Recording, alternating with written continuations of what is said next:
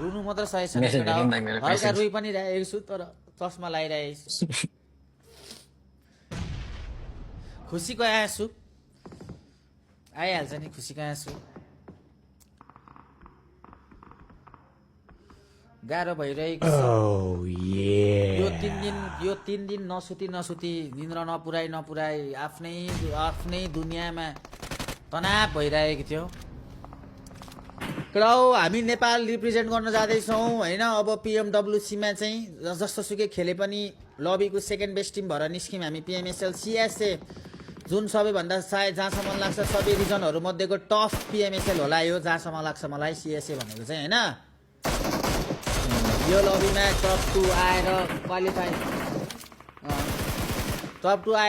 हुनु भनेको ठिक छ राम्रै हो होइन खुसी छु म चाहिँ एकदमै